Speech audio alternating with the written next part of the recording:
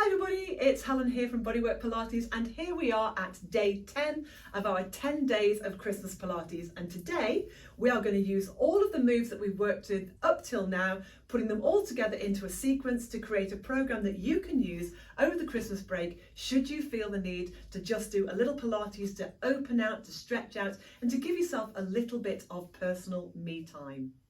So we're starting from standing, so bringing yourself to a stable, balanced position, feet around about hip distance. Just create that sense of length through front and back edges of the body. Bring the hands just to rest at the side. Open across chest and upper back, slightly retract the chin. Just be careful that you don't try and overblow any of those things. We just want to let ourselves open and lengthen as naturally as possible. So you may want to have a little softness in the knees, check that you're not rolling onto the outside edges of the feet, that you've not become too military with those shoulders. Just get that feeling of pressing down into the ground in order to then lengthen upwards.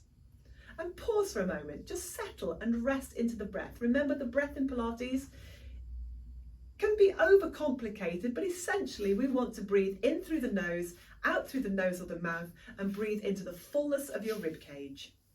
So take a few breaths as you just become steady. Just get that feeling of, again, pressing down into the ground in order to lengthen up. Find that sense of openness into the body. And we're going to start just with very simple arm circles. So we're going to take the arms forward and, keeping the body nice and still but not rigid, we're just going to start to circle the arms. Now the size of the circle depends on the space you've got available to you, and of course how it feels within the shoulders themselves. We want to keep those bony landmarks in the same positions. So keep those ribs slightly softened in. Work again in time with the breath. And look to find some space, some length. So as you reach the arms up, keep the shoulders down. Try to lift the arms out of the shoulders. Try to lift the arms out as you reach outwards, and then let those arms come down naturally long. Just do that one more time, and then we'll do a few in the opposite direction. So we're steady into the feet rather than swaying, lifting it up and round. There's nothing forceful about it. We're just working around our own ranges. A couple more here.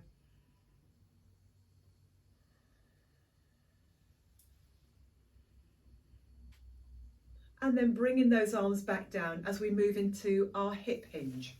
So from here, again, from that same steady position, perhaps a little bend in the knees if necessary, we're just going to fold at the hip crease itself, just either side of the pubic bone, and then stand back up again.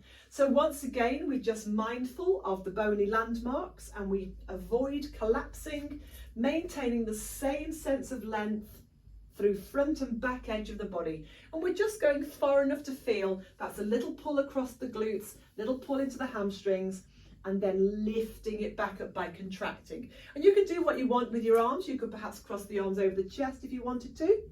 That adds a little bit of weight into it. A little bit more weight is to have the fingers just at the ears. Or equally, you could let the hands just hang. Just want to feel that work in the back edge of the body. Let's do two more.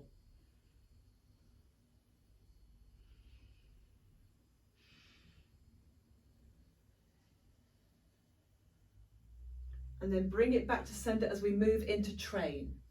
So we're going to keep that upright position. We're not going to move forward at the hips now. You can use a wall if you need to for support. Otherwise, float those heels up. Find your bit of balance. Ooh, wobbly. Keep the spine lifted as you bend your knees. Now from here, crown of head stays where it is as you try and push your heels away and then rise. So it's heels lifted, knees bent, heels stay lifted. Now push the heels down and then stand. So we slightly hinge forward, we lift it up. We try to maintain that balance in the ankles, the strength in the ankles. We push the heels down to get some length through the calves and the Achilles tendon. Let's do that one more time. So lift, bend those knees, that spine stays upright. We push the heels down, and then we reverse. So we keep the spine lifted. We bend the knees, the heels are down. We stay as we are, but we just lift the heels. Then we stand, now keeping the crown of the head high, push the heels down. Okay, so again, bending knees, bending ankles, and make sure those knees avoid rolling inwards. So we're trying to keep a steadiness through ankles, inner and outer thighs and hips.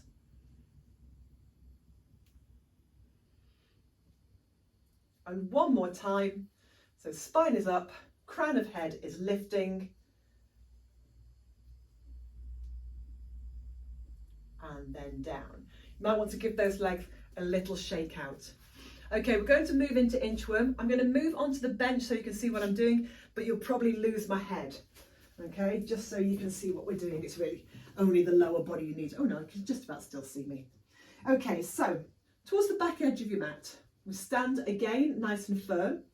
We're going to move into a squat. So we're going to bend at the ankles, bend at the knees, press the hips back a little bit and come into a squat. Now, if you can come down deeply without collapsing and bring the fingers to the floor, then great. If you can't, slight tip forward to get the hands onto the floor, then walk out. Find that sense of length, reach the crown of the head forward, lift the back of the knees and press the heels away. Push the ground away from you strongly. And then walk back. Find the balance of the squat first. Lift the chest, open up those spaces. And then stand back up strongly. Okay, so it's a good quality squat. Walk out, work into those wrists, widen those shoulders, a long incline from crown of head to heels. Find the strength in the front and the back edge of the body. Then walk back, find the squat and stand. And again.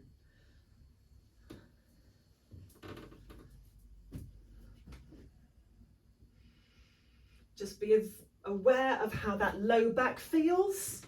We want to maintain that openness in the low back. One more time.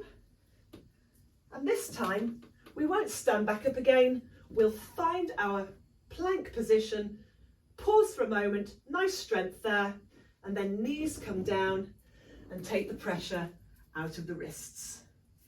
Before taking a seat and preparing for mermaid. So mermaid, you might want to sweep the legs to one side and sit up nice and tall. You can either anchor that foot underneath or you can bring it forward. Equally, you could sit in a more neutral position, okay? We're only going to go to the one side. Remember, you can pad underneath this heavy side as well if you need to. Let the hand just rest down to the outer shin, not the forward shin, the outer shin. Let the hand just rest. Raise the arm, drop the shoulder, and as you inhale, really open up into that side as you side bend. And exhale as you bring it back down. So sweeping the arm up and inhaling as you lift up and over, opening up that space in the waist, through the ribs into the underarm.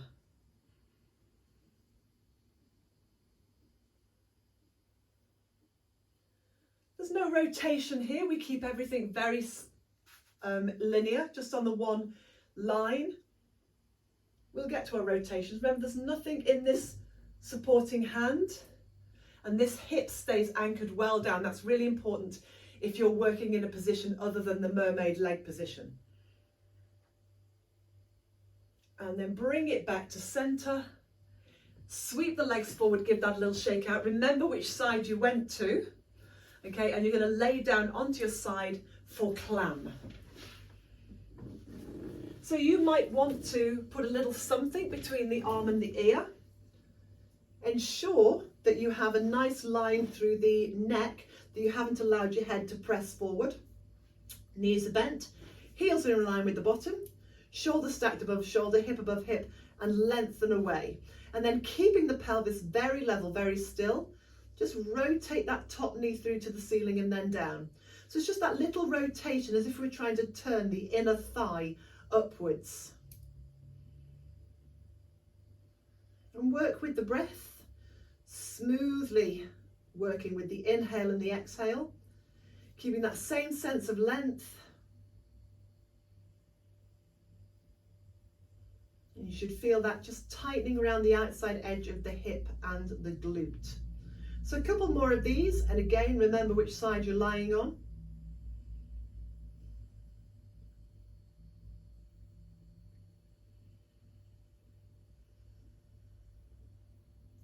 And then bring it back to center. Have a moment, and then turn yourself onto your tummy for swan dive. Or at least our swan dive prep. We're not doing the full movement. Lengthen, lengthen, lengthen. So try and get that feeling of really reaching those legs away, opening up those hip creases. And then bringing the hands just to the side of you, and face floats just marginally from the floor. Shoulders are away from the ears. We press into the front face of the pelvis, tops of the feet are down. And on the inhale, gliding the breastbone forward and lifting from behind the breastbone with no weight into those arms. And then back down again. So inhale as you slide forward. Draw the shoulder blades down at the back, reach the crown of the head forward, maintain that sense of sending the sacrum, that little traveline shaped bone between your buttocks, send that away from you to the wall behind to keep that decompression from the low back.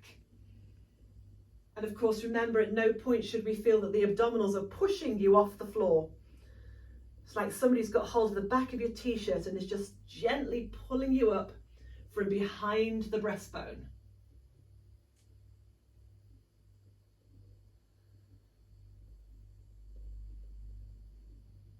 We'll just do one more of these. So again, notice how that low back feels. And then bring it back to center. Take a moment, perhaps put the hands underneath the forehead, maybe rock the hips a little, and then bring yourselves carefully to the hands and knees. Give the back a little stretch out, just to give yourself a second, and then come take a seat. So any leg position other than cross-legged, so you could sit with the legs outstretched, you could go prayer position, you could sit with a wide leg or a bent knee, it's entirely up to you. So up nice and tall as we move into spine twist. So remember, we want to anchor down through the pelvis in order to grow up in length. And we'll just bring the hands very simply to the breastbone. The fingers touch just underneath the chin, thumbs just touch against the breastbone. And keeping the pelvis really still so we don't get any of this moving leg. We're just going to move into our rotation as if gently wringing out the ribs. Now you can choose whether you breathe in as you rotate or breathe out as you rotate. It's entirely up to you. But you want to get this feeling of just gently twisting upwards, axial elongation. So we want to get that feeling of growing taller as you rotate.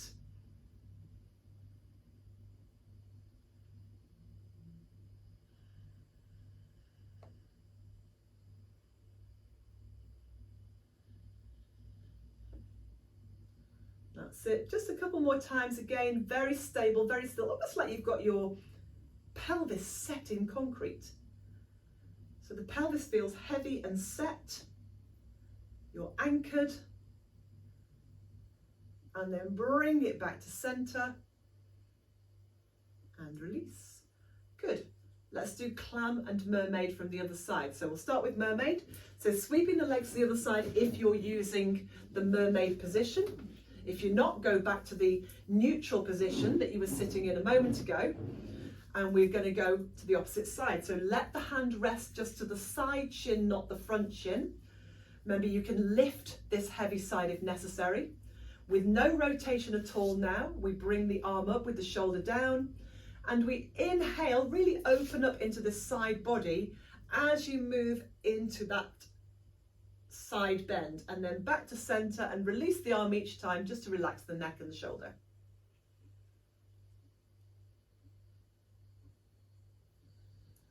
So keep it smooth and fluid, and again in time with the breath, always working in time with the breath.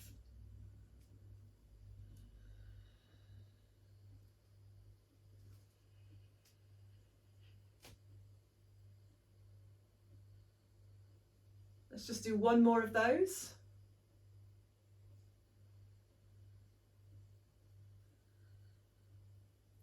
And then bring it back to center and give those legs a little moment. And then we're going to come down onto the side to do clam again on the other side. And again, if you want to support the head with a cushion or a pillow, you can do that. Make sure the chin's slightly drawn back so we're not putting any forward pressure through that neck.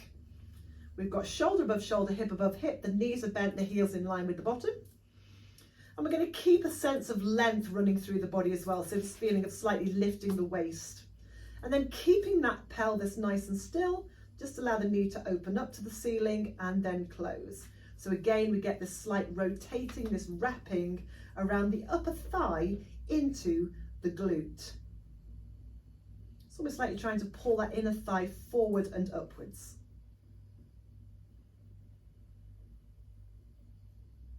This is great for the stability of your hip, good for balance.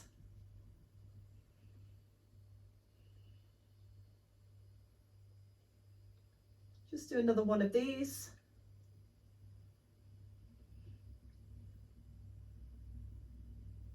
And then take a moment. It doesn't take too long before you start to feel that. And then when you're ready, press into the hands and come up in order to work on our roll down. So this is our roll down from seated. So you can choose whether you have your legs straight or bent. It doesn't matter really, as long as you have a nice long spine. And it might be that flexibility isn't your superpower. So you find it very difficult to sit with the legs outstretched. You may feel that you end up falling backwards. So if that's the case, you definitely want to bend those knees. If you do have the legs straight, let's make sure that those legs are really active, that the toes are pulling up to the ceiling, you're pressing out through the heels. So now you have a choice as whether you roll all the way down into the floor or only partially. So again, the choice is yours, depending on how well you can control the movement. So with the arms reaching forward, the shoulders drawing away, the crown of the head drawing up to the ceiling and the chin back, just pull away from that space above the pubic bone and below the navel. And then once you've got that feeling of pulling backwards from that low spine, keep reaching fingers forward like you're trying to touch the wall ahead of you. Keep pressing the feet forward and keep curling through from the base of the spine in order to lay the spine bone by bone down to the mat. Let the head rest. Just watch the chin doesn't lift too heavily. Soften into the rib cage if you choose to take the arms back. We don't need to take the arms to the floor. Bring the arms all the way back up, and if you're able to do so, reverse the action, pressing the fingers forward, sliding the ribs down, curling in on yourself, and then sitting up nice and tall at the end of the movement. So that might not work for you. You might not be able to roll all the way down. So maybe with a bent knee, you can start the movement as we did a moment ago, pulling away from that space above pubic bone, below navel. And perhaps you only go so far, maybe just to the back of the waist, and then come forward, really reaching those fingers. Very important to restack the spine at the end of the movement, get those spinal muscles working. So you might do a partial roll down. The choice is entirely yours. You could do a partial or a full roll down with the knees bent. You could do it with the legs straight. You could use a hand weight if necessary in order to help you through any tightness, any sticky bit on the way back up. You might even put a band around the feet and work with a band. So there's loads of ways that you can play around with this movement, but it's all about control. So just controlling the movement as far down as you feel you comfortably can, staying soft through those ribs, controlling the movement as you come back up again, following those fingers, coming all the way through, sitting up nice and tall this time, and relaxing. So sit back into your hands and give those legs a little shake out. That's all of our moves. So now we're just going to finish with a little relaxation. So take a moment to prepare for a relaxation.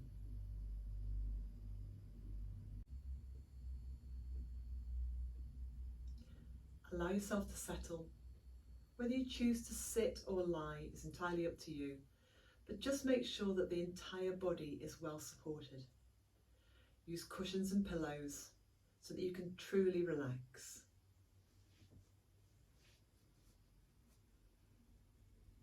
Just begin to rest within yourself. If you feel comfortable enough to do so, just close the eyes.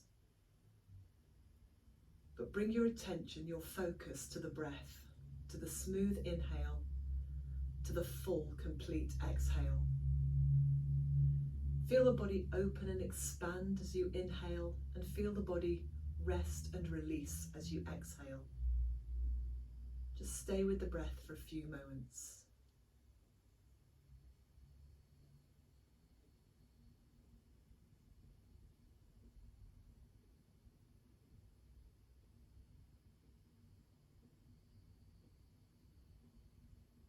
Allow every outward breath to just drop you a little bit deeper into your rest, into your relaxation.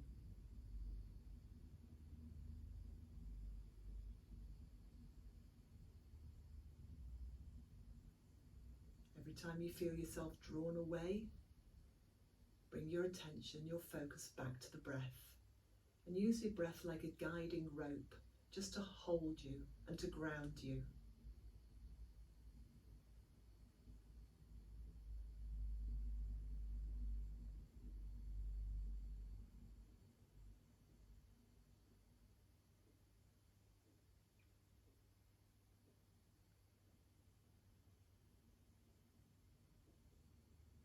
Allow any expression on the face to ease, around the corners of the eyes, the corner of the mouth, around the throat, the jaw and the base of the skull.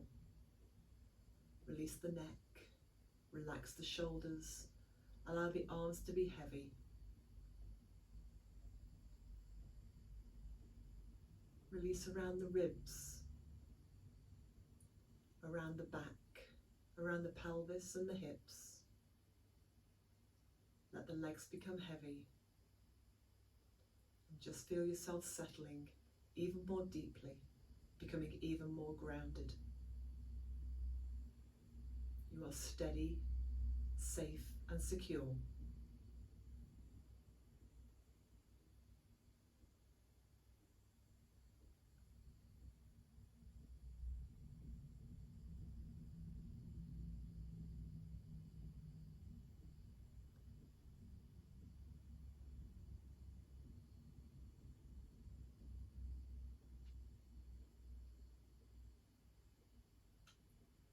Visualize now in your mind's eye a beautiful, full Christmas tree. The scent of the pine is heady and it fills you every time you inhale. The branches reach out. The tree is fulsome, healthy, and the green of the tree's branches and foliage are calming and harmonious.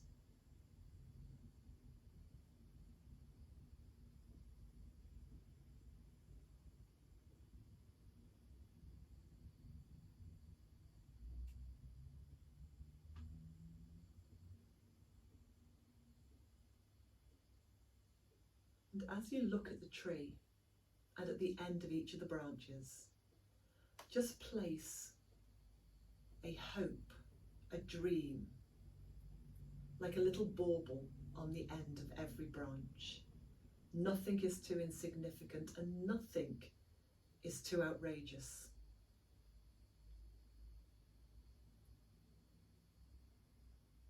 All the things that you would like to achieve, you would like to see come to fruition.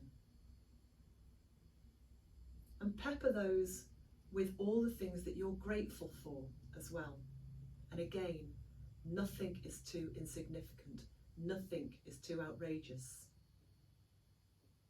This is your personal Christmas tree that you can decorate with your gratitude, with your hopes, with your dreams, your wishes for the future, for yourself and for others. And every little bauble that you place on the tree is lit from within. Allow it to glow, and allow that to glow brighter and brighter and brighter.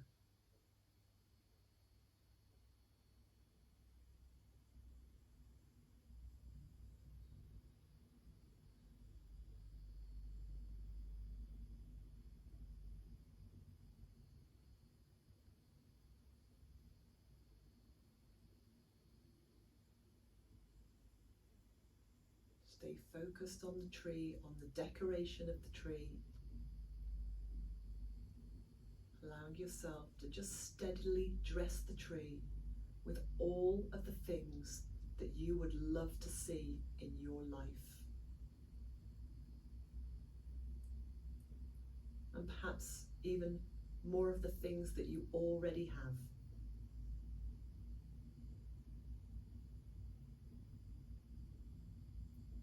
Keep dressing the tree until the tree grows and glows as this one enormous ball of energetic light, radiating positivity, radiating hope, radiating gratitude.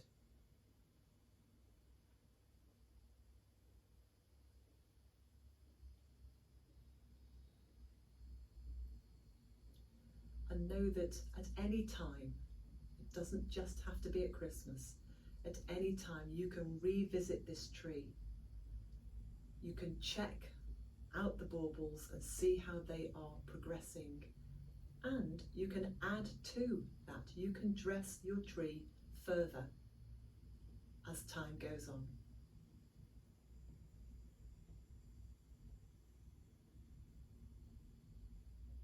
Keep feeding and dressing this tree throughout the months and years ahead.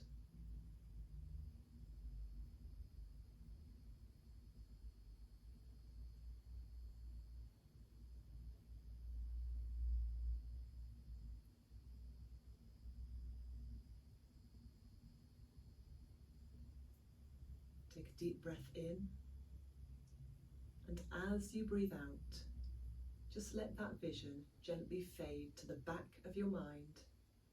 Keep it safe, always there should you wish to revisit.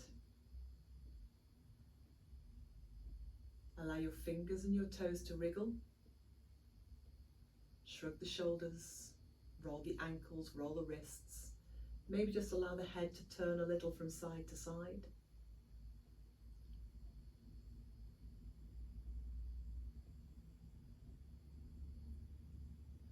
Moving and stretching and bringing yourself back into this present moment, to this present time. And then when you're ready, if you're lying, rolling over onto your right side, allowing eyes to open and bring focus back into the gaze, and then bringing yourself up to seated.